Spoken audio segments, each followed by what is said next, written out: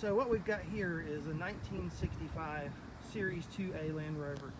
This is a very special Land Rover in the fact that it's probably one of the most well-documented Land Rovers in the world, and probably the most well-documented in North America. It has full provenance from the day it was ordered and delivered in London in 1965 until whatever repairs were done to it recently. Basically the same mechanic has worked on it in Asheville, North Carolina, Sean Jones at Blue Ridge Rover Works, and he is probably the premier series specialist, or one of them, in North America. This truck is special for a number of reasons, not only the provenance, but the fact of it being a full kitted safari truck. It was ordered this way. It came from the factory with auxiliary fuel tanks in the front, auxiliary fuel tank underneath. It is a dual charging system truck, which is, there were only about, as we can estimate, a dozen or so made, and to our knowledge there are only about 3 of those left in the country, or actually in the world. This truck has a port here in the back that you can see underneath the right rear light. That is part of the dual charging system feature. It is for actually a welder to plug in. Not only does this truck have PTOs, but it has welding capacity, and it runs off an AC/DC generator. That's part of the Safari package, and it was ordered with this dual charging system. It also, as I said, it has dual front tanks, and it has a auxiliary tank under the front seat. Interesting provenance of the gentleman that owned this truck and his background, and this truck was in Africa for years and years and years. The books show its first service in Geneva, Switzerland, second service in North Africa, and it has service history with it showing the truck being serviced in all kind of different countries in Africa. There are pictures of this truck at the University of Nebraska from the original owner, who has a center there named after him, Dr. O.K. Burris Center for Learning. You have some of the paperwork too that shows those where it was in Africa? Yes. Have all the paperwork and documentation showing where the truck was serviced in Africa, and then delivered in London, serviced in Africa, oil changes, different things, and then also all of the books and paperwork on it since it was restored and then serviced consequently by Sean Jones at Blue Ridge Rover Works for about the last 20 years. Tell me about the power takeoff. That's something I was not aware of. So this truck has a power takeoff. Originally it had a different winch on it that was driven by the front power takeoff. It would have had a rear power takeoff too, except this has the larger fuel tank on it, so that negates the rear power takeoff. But the original winch is no longer on here. We know where it is. It's actually on Sean Jones's truck.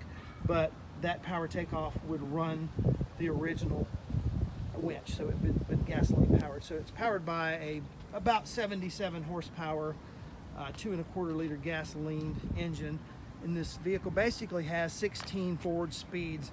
It has high and low range and then overdrive. So if you calculate all 4 of those, it's basically about 16 forward speeds. It has manual locking hubs. You have high range, low range in both 2-wheel and 4-wheel drive. These things are just basically tractors. Not very powerful, not meant to really go on the highway so much. This thing would have been on dirt roads all over and fording creeks and rivers in Africa, and great truck. No power steering, no power brakes, no synchronizers in first and second, so it's a real antique, genuine experience to drive. So with the power takeoff, you could put things on there, like if you needed to run a pump, or you needed to run some type of a device like you would run off a tractor, you could do that with this? Absolutely. You could. They had all types of different implements, from bush hogs to saws, so you could have a sawmill, just various and sundry different types of pieces of equipment that you could run off the PTO.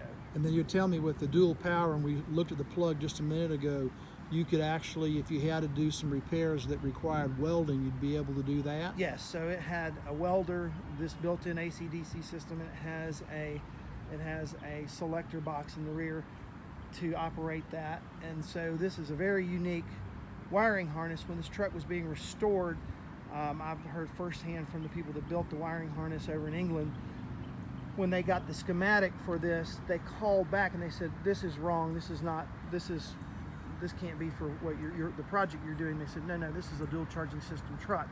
And they were flabbergasted because they had never actually done anything for a dual charging system truck because they're so rare.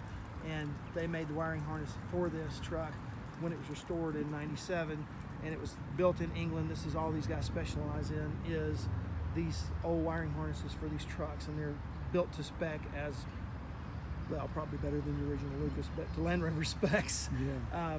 But yeah, it's a unique vehicle in so many ways. The overrider lights that you see on the fenders are very, very, very rare, and that only comes in a safari kitted truck that would have the dual tanks on the front. I noticed too, up above the windshield, there's some gaps up there. Is that for cooling purposes? Yes, so this has what we call a safari roof on it. That is ventilated. It has 4 vents in the interior that open and shut, and as you move, air is forced underneath that, and then it's channeled into those 4 vents. So you have the 6 windows on the side, the 4 vents in the roof, and then you have the 2 vents up front, so plenty of ventilation. All right. Well, I tell you, it's a beautiful truck, very rare. You're thinking about the history of this truck and how it had so much time in Africa as not just a replica, but a genuine safari truck. It's pretty special. Thank you for showing us today. Sure. I appreciate that. Absolutely, you're welcome. Thank you.